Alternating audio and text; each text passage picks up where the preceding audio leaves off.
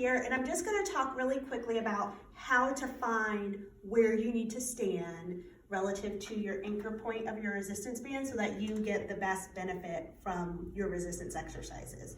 So in the written description, it says like standing closer to the anchor point, which is wherever you're attaching your band. It says standing closer to the anchor point gives you less resistance, and standing further away gives you more resistance. But how do you tell like where to stand? You can tell a little bit in how your arms perform and a little bit in how your core feels. So hopefully this little demonstration and talk might help a little bit more. So if you notice, like using this blue band, which is like a moderate resistance, if I am closer and I'm pulling with both hands at the same time, which is one of our starter like core activations, one, you can see I have like no problem pulling the band, like it's bouncing because it's not providing enough resistance, or it's not providing a significant resistance challenge for me. So at this position, no big deal. So watch what happens as I kind of go back a little further.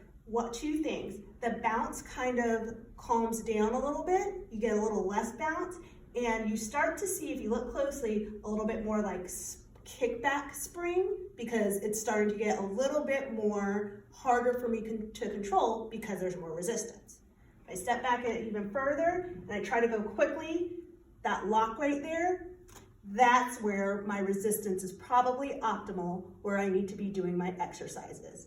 As opposed to up here, I can do all this, I get back here and I try to pull quickly and that's where your starting point for anybody's resistance would be. The point where you start to pull and you kind of feel that ka-kunk, that kind of click in before you pull more. So there you go. Hope that helps you find where you need to stand for your resistance exercises. All right, for rotational exercises, basically the concept is the same. Closer to the anchors, less resistance, further away is more resistance. And the look is the same as well. So I'm starting, I don't know, somewhere in here, same thing. I can go very quickly, very simply. You see that fast snap in and out. I go a little bit further and things start to get a little harder. Step a little further and there's my clunk spot right there. So that's probably my distance for starting this rotational exercise.